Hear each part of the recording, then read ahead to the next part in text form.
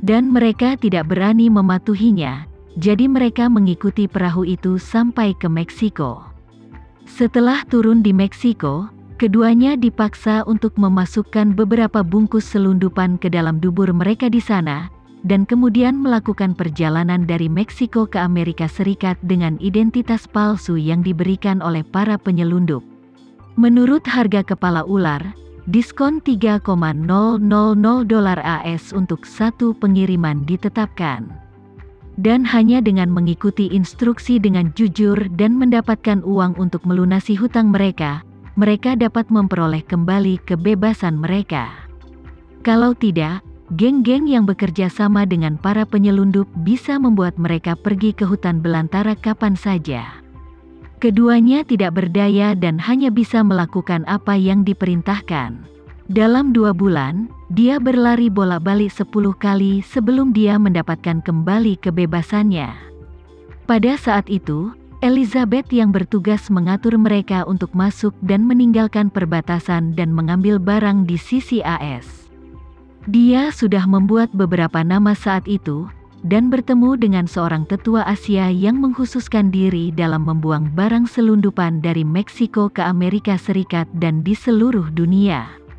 Sejak saat itu, dia menjadi karier yang berspesialisasi dalam membantu pihak lain untuk mengangkut barang. Kemudian, dia menunggu keduanya setelah mereka melunasi hutang mereka kepada Snakehead. Dia kemudian memasukkan mereka berdua. Meskipun Elizabeth melakukan segala macam kejahatan ke dunia luar, dia juga tahu pentingnya stabilitas tim. Jadi ketika ketiganya mengikutinya, dia tidak memperlakukan mereka dengan buruk. Andre bekerja relatif keras, dan dia telah membuat beberapa pesanan sendiri. Jadi dia telah mendapatkan setidaknya 2 atau 3 juta dolar AS di tahun-tahun ini. Alex masih muda dan tidak mudah dibodohi menjadi orang paruh baya dan lanjut usia, jadi penghasilannya relatif rendah. Tetapi meskipun demikian, ia telah menghasilkan jutaan dolar selama bertahun-tahun. Adapun Irma, yang berperan sebagai istrinya, dia direkrut oleh Elizabeth hanya beberapa tahun yang lalu, karena dia adalah yang paling marginal dalam tim dan tidak menghasilkan banyak uang. Pada saat ini, Andre bahkan lebih bingung. Dia takut tidak hanya asetnya yang akan disita, tetapi bahkan bukti kejahatan dapat ditangkap oleh polisi domestik. Jika itu masalahnya, tidak mungkin baginya untuk kembali ke rumah lagi dalam kehidupan ini. Jadi, dia bertanya pada Elizabeth dengan panik, "Eliza, kau mengatakan bahwa kita tidak pernah melakukan kejahatan apapun di Indonesia, dan kita belum sering kembali baru-baru ini. Bagaimana polisi bisa menemukan kita?" Elizabeth berkata dengan suara yang bermartabat dan dingin, "Belum tentu polisi domestik menemukan kita. Dan seperti yang kamu katakan tadi, kita tidak pernah melanggar hukum di Indonesia. Dan mereka yang ditipu oleh kita untuk membawa barang kembali ke Indonesia juga tidak tahu identitas asli kita sama sekali. Jadi di mata polisi domestik, kita adalah orang yang transparan." Andre tidak bisa menahan diri untuk tidak bertanya, "Eliza, menurutmu apa yang terjadi di sini? Mengapa polisi domestik menemukan keluarga kita dengan sangat tepat?" Elizabeth berkata dengan ekspresi tegas, "Aku pikir masalah ini pasti telah dilaporkan ke Indonesia oleh seseorang dari Amerika Serikat." "Apa? Laporan dari Amerika Serikat?"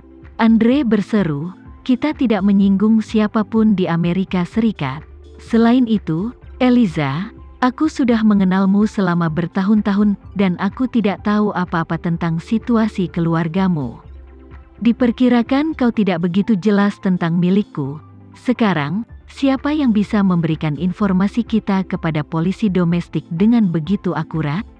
Elizabeth menggelengkan kepalanya dan berkata dengan ekspresi yang sangat suram, "Aku juga tidak tahu tentang ini, tapi aku selalu punya intuisi." Andre buru-buru bertanya, "Intuisi apa?" Elizabeth berkata, "Aku pikir masalah ini ada hubungannya dengan si Rika itu, Rika." Ketika Andre mendengar ini, seluruh orang tercengang. Segera, dia bertanya dengan tidak percaya, "Eliza, maksudmu Rika yang telah melaporkan kita? Dia tidak tahu identitas kita yang sebenarnya. Elizabeth berkata dengan ekspresi serius, aku pikir masalah yang dihadapi keluarga kita tidak dapat dipisahkan dari penangkapan Rika. Mungkin karena dia, tapi jika kamu memintaku untuk menunjukkan bukti substantif, aku tidak tahu. Alex yang berada di samping berkata dengan cepat, Bibi Eliza, aku pikir Rika adalah hanya seorang wanita tua biasa. Dia tidak bisa dengan mudah dibodohi, dia pasti tidak memiliki kemampuan yang hebat. Irma juga bergema, ya, Bibi Eliza, Rika tidak terlihat seperti seseorang dengan keterampilan nyata. Elizabeth berkata dengan dingin, apakah kamu ingat menantunya? Ya, aku mengingatnya. Alex berkata, bukankah itu anak yang bernama Renza? Siapa nama lengkapnya Renza? Tama Renza? Iya, itu dia. Elizabeth mengangguk berat dan berkata dengan dingin, memikirkannya sekarang, kupikir anak itu tampak tidak biasa. Irma memiringkan kepalanya untuk berpikir sejenak, lalu berkata, Bibi, selain tampan, sepertinya tidak ada yang aneh dengan anak itu, kan? Elizabeth berkata dengan ekspresi serius, aku tidak bisa memberitahumu secara spesifik, itu hanya intuisi. Saat dia mengatakan itu, dia tiba-tiba teringat sesuatu, mengeluarkan ponsel yang dia gunakan untuk tetap berhubungan dengan keluarganya, dan dengan cepat membalik-balik sesuatu. Setelah melihatnya untuk waktu yang lama, dia berkata dengan ekspresi bingung, aneh kenapa tidak ada gerakan sama sekali. Alex bertanya dengan rasa ingin tahu, tidak ada sama sekali, Bibi, apa yang kamu bicarakan? Elizabeth berkata, penangkapan Rika belum dilaporkan oleh media manapun sejauh ini. Kali ini dia ditangkap membawa barang lebih dari 5 kilogram. Itu adalah kasus besar dimanapun itu ditempatkan, dan ada begitu banyak berita di New York. Di media, hal semacam ini akan dilaporkan sesegera mungkin, tetapi mengapa aku tidak dapat menemukan laporan berita sama sekali? Alex buru-buru bertanya, Bibi, kata kunci apa yang kamu cari?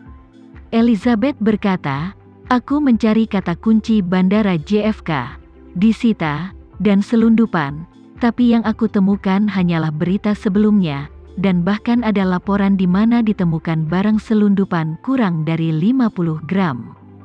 Jika 50 gram layak dilaporkan, mengapa tidak dengan 5 kilogram? Alex mengerutkan kening dan bergumam, ini benar-benar agak aneh untuk mengatakan bahwa menurut kebiasaan dan kepribadian polisi, jika kasus sebesar itu ditemukan, orang akan berharap seluruh dunia mengetahuinya. Elizabeth berkata dengan sangat serius, masalah ini pasti telah ditekan secara artifisial, dan aku pikir manipulator di balik layar pasti ada hubungannya dengan Rika. Setelah berbicara, Elizabeth berkata lagi, aku mengerti situasi Rika. Seperti yang kamu katakan, dia hanya wanita tua, dia tidak bisa memiliki keterampilan nyata, dan dia bodoh, jadi tersangka terbesar adalah menantunya itu. Sialan, Alex memukul bibirnya dan berkata, haruskah kita memberitahu yang di atas dan membiarkan mereka memeriksa anak dengan nama keluarga Renza itu?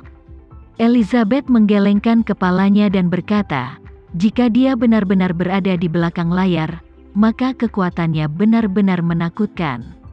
Kamu harus tahu bahwa dia tidak hanya bisa menekan berita besar seperti itu di Amerika Serikat, tapi juga bisa mengetahui situasiku dan keluarga Andre dan melapor ke polisi. Selain itu, ada premis yang sangat penting di sini, yaitu, dia pasti memiliki detail lengkap tentang identitas asliku dan Andre. Jadi ini berarti dia bisa mengetahui anggota keluarga kita melalui identitas asli kita, dan dia bisa melakukannya dalam waktu singkat. Menemukan identitas sebenarnya dari kita berdua, energi di balik ini, mungkin jauh di luar pengetahuan kita. Alex tiba-tiba teringat sesuatu saat ini, dan tiba-tiba berkata, itu tidak benar, Bibi. Jika menantu Rika benar-benar memiliki kekuatan yang begitu kuat, kalau begitu Rika tidak bisa dibodohi oleh kita. Dengan karakternya, menantunya tidak seperti dia. Jika dia benar-benar kuat, dia pasti tidak akan terjebak dalam permainan kita, dan kita juga tidak mungkin untuk menipu dia sama sekali.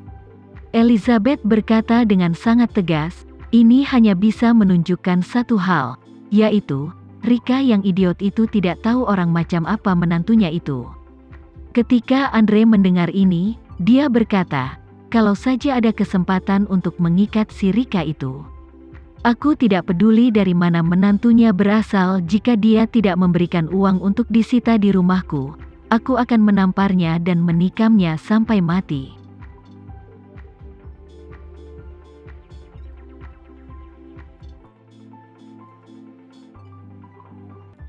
Sekian dulu ya video kali ini, kita lanjutkan lagi videonya di lain waktu. Oh iya, bagaimana menurut kalian? Semoga bisa sedikit menghibur kalian semua. Untuk teman-teman yang baru nonton jangan lupa subscribe ya hehehe. Dan kalau teman-teman ada yang ingin gabung langganan bisa langsung gabung saja untuk dapat fitur yang menarik dan sedikit membantu Mimin. Terima kasih banyak sudah menonton, sampai jumpa lagi, bye.